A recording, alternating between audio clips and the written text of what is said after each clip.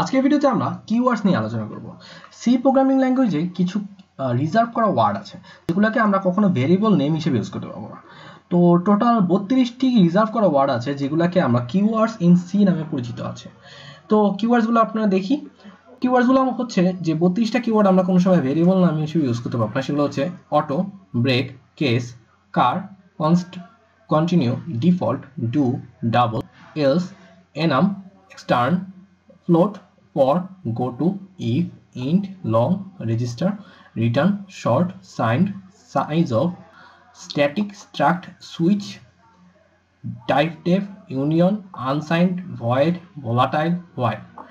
তো টোটাল মোট 32টা কিওয়ার্ড আছে। আপনারা এই কিওয়ার্ডগুলো আস্তে আস্তে যখন আমরা প্রোগ্রামিং আরো টিউটোরিয়ালে আরো ভিতরে যাব তখন হচ্ছে আপনারা এই কিওয়ার্ড সম্পর্কে আস্তে আস্তে একটি করে ধারণা পেয়ে যাবেন। আর এই কিওয়ার্ডগুলো একটু মাথায় রাখার চেষ্টা করবেন, কারণ এগুলো দিয়ে কোনো সময় আসলে ভেরিয়েবল নেম ডিক্লেয়ার করা যাবে না। এছাড়াও আপনারা যে কম্পাইলারটি ইউজ করছেন, লাইক আমরা তো কোড ব্লকস ইউজ করছি, তো কোড ব্লকসের কিওয়ার্ডগুলো এরকম ব্লু হাইলাইট হয়ে যাবে।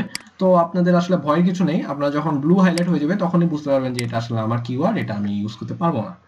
তো আজকের জন্য এইটুকুই, ধন্যবাদ।